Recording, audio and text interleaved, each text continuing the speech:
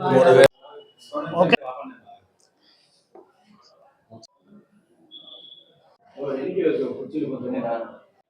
ఒక్క ఫ్యూడలిస్ట్ అని చెప్పేసి ఆయన ఒక భారీ కామెంట్ను చేయడం జరిగింది. మేము భారత కమ్యూనిస్ట్ పార్టీ సిపిఐగా చంద్రబాబు నాయుడు గారిని అడుగుతా ఉన్నాం. మరీ నరేంద్ర మోడీ గారిని, అమిత్ షా గారి యొక్క ప్రసంగం కోసం ఇంత దిగజారి వ్యాఖ్యానాలు చేయాల్సినటువంటి అవసరం ఏముందని చెప్పేసి చంద్రబాబు గారిని అడుగుతా ఉన్నాం. నెహ్రూ గారి హయాంలోనే ఈ దేశంలో మిశ్రమ ఆర్థిక వ్యవస్థ అభివృద్ధి కలిగిన, ప్రపంచ దేశాల మధ్య శాంతి ఒప్పందాలు జరిగిన, చైనాకు మనకు మధ్య అనుశీలన ఒప్పందం జరిగిన, లేదా రష్యా లాంటి ప్రాంతం నుంచి పారిశ్రామిక రంగాన్ని దిగుమతి చేసుకున్న, ఆధునిక దేవాలయాల వెనుక ప్రాజెక్టులు, నీటిపారుదల ప్రాజెక్టులు కట్టబడిన నెహ్రూ గారి హయాంలోనే అది సాధ్యమైంది. ఆనాడున్నటువంటి ఆర్థిక పరిస్థితి అత్యంత దయనీయంగా బాధటువంటి పరిస్థితుల్లో ఆర్థిక వ్యవస్థను గాడిలో పెట్టడానికి నెహ్రూ గారి ప్రభుత్వం గొప్ప ప్రయత్నమే చేసింది. ఈ దేశంలో అనేక విశ్వవిద్యాలయాలు ప్రభుత్వ రంగంలో వచ్చాయంటే నెహ్రూ గారి యొక్క ఆలోచన విధానం మూలంగానే వచ్చింది. ఈరోజు నరేంద్ర మోడీ, అమిత్ షా, భారతీయ జనతా పార్టీ, ఆర్ఎస్ఎస్ చేస్తున్నటువంటి గతమైనటువంటి దాని నుంచి యుద్ధాన్ని ప్రారంభించడం చంద్రబాబు నాయుడు గారి యొక్క అమెరికకు అవగాహన రాయడానికి ఇది ప్రబల నిదర్శనంగా భావిస్తున్నాం. చంద్రబాబు నాయుడు గారు అధికారుల కోసం ఏ గడ్డి తినడానికైనా సరే సిద్ధం అవుతారంటే ఇంతకంటే గొప్పగా చెప్పాల్సినటువంటి అవసరం లేదని చెప్పి ఈ సందర్భంగా తెలియజేస్తాను. మరి రాష్ట్రంలో రైతాంగం చాలా తీవ్రమైనటువంటి ఇబ్బందులు ఎదుర్కొంటా ఉంది. కడప జిల్లాలో ఉన్నటువంటి ఉల్లి రైతులు కానీ, లేదా రాయలసీమ జిల్లాలో ఉన్నటువంటి ఉల్లి రైతాంగం కానీ గిట్టుబాటు ధర కోసం చాలా పెద్ద ఎత్తున ప్రభుత్వం దృష్టికి తీసుకొని వచ్చి పండించిన పంటలు మార్కెట్ యార్డుకు తరలించి అక్కడ గిట్టుబాటు ధర లేక వీధుల్లో పోసి నిరసన వ్యక్తం చేస్తూ ఉన్నాం. 3,000 రూపాయలు గిట్టుబాటు ధర ఇవ్వమంటే 12,100 రూపాయలు ఇస్తామని చెప్పి ఈ ప్రభుత్వం ప్రకటించి అది కూడా కొనుగోలు చేయకుండా నిరాకరిస్తున్నటువంటి పరిస్థితులు చోటు కళ్ళము కనిపిస్తున్నాయి.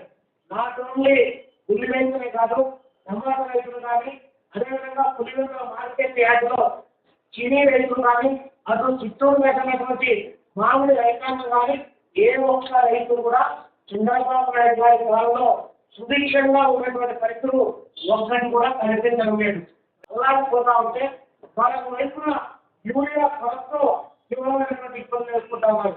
మళ్ళీ అక్కడ అచ్చమైన వ్యవసాయ శాఖ మంత్రి రఘురామని చెప్పేసి గొప్పగా ప్రకటించి యూరియా కొరత అనేది రాష్ట్రం అని చెప్పి గవర్నమెంట్ ఇస్తాడు.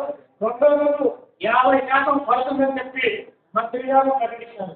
కాబట్టి రైతాంగాన్ని ఆదుకునేటువంటి ప్రభుత్వం చంద్రబాబు నాయుడు గారిని కాదనేటువంటిది ఈ సందర్భంగా ప్రజలందరికీ, రైతాంగానికి కూడా అర్థమవుతుంది. ఇంకో వైపు నుండి చంద్రబాబు నాయుడు గారు పేదరికాన్ని నిర్మూలించాలని చెప్పి C4 విధానాన్ని ఒకవైపులో ప్రవేశపెడతా ఉన్నారు.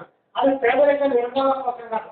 ఈరోజు మెడికల్ కాలేజీలు, 17 మెడికల్ కాలేజీలు ఎప్పుడూ లేని క్రమంలో ఆఫ్టర్ కరోనా తర్వాత వైద్య వ్యవస్థ ఆవశ్యకత తీవ్రంగా పెరిగినటువంటి నేపథ్యంలో 17 మెడికల్ కాలేజీలు ప్రభుత్వ రంగంలో తీసుకొని వచ్చి 5 కాలేజీలు ఒకసారి, 7 కాలేజీలు ఒకసారి, మరో 5 కాలేజీలు ఒకసారి ఆఫ్టర్ బ్యాచ్లో కాలేజీ రాష్ట్రానికి వచ్చి కేంద్ర ప్రభుత్వం నుంచి తీసుకొని వస్తే ఈరోజు చంద్రబాబు నాయుడు గారు పూర్తిగా ఈ 17 మెడికల్ కాలేజీలు మేము నిర్వహించలేం, మాకు సాధ్యం కాదని చెప్పి ప్రైవేట్ వ్యక్తులకు అప్పగించడానికి 30 సంవత్సరాలు 40 సంవత్సరాలు లీజు ఇవ్వడానికి ఈరోజు ప్రయత్నం చేస్తున్నారు.